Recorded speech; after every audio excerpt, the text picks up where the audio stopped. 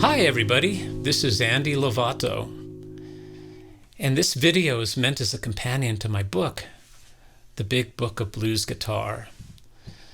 I've been in love with the blues for a long time. When I was a kid, about 12 years old, I went to the public library downtown here in Santa Fe, New Mexico, and I was rifling through the record bins wanting to check out some music, and I ran across this album by a guy named Howlin' Wolf. And the name intrigued me. I had no idea who Howlin' Wolf was. So I took the record home, put it on my turntable, and my life changed. That guitar playing, that voice, and I've been hooked ever since. And so I want to share some of the blues with you in my book and in this video that have captivated me for the last 50 years. So what I want to talk about today is I want to expand on the seventh chords that we learned in our last video.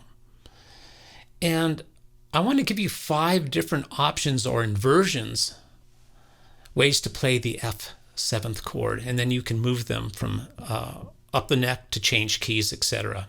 So let's go ahead and get started. The first F seventh chord is going to be on my 1st fret,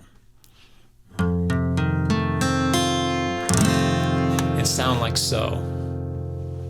Remember that all of these chords are in my book, so you can get the charts for these.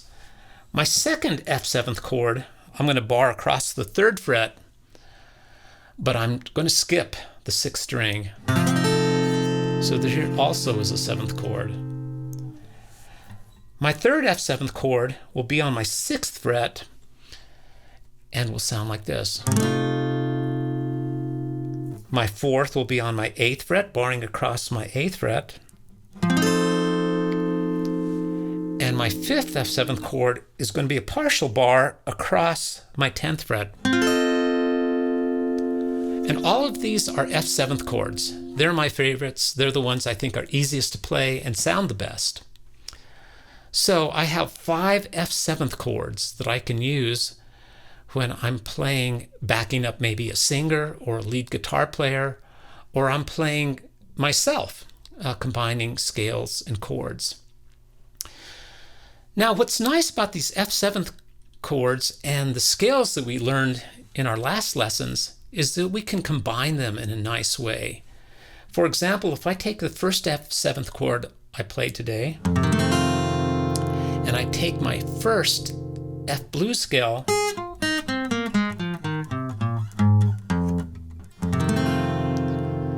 they fit nicely together. If I take my 2nd F7th chord and my 2nd blues scale,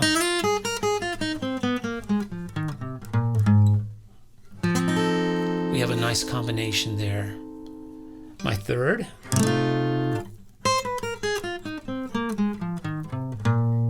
my 4th,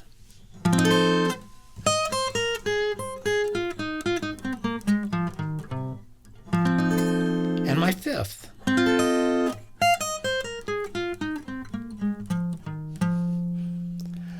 So I've got my chords and my scales right next to each other so that I can move from scale to chord easily and combine scales and chords.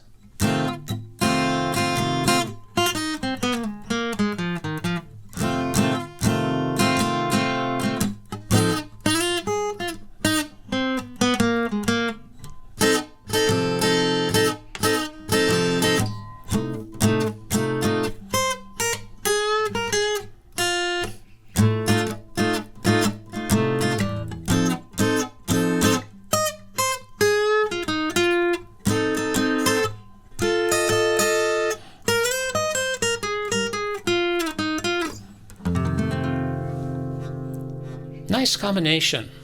It'll keep you from having to jump all over the neck when you're trying to play scales and chords. So you can change keys with this F7th chord as well. And that's nice because you're going to be able to expand beyond just doing it in the key of F7. Just the way we did with the blues scale, the way we did with the chords, these scale and chord combinations will be able to be played in different keys simply by going up the neck or down the neck. using your root note as your guide. So, I hope you've learned a little bit about blues guitar chords and scales today and how they can combine together. And remember to subscribe to my YouTube video. Until next time, all you blues cats out there, keep jamming them blues.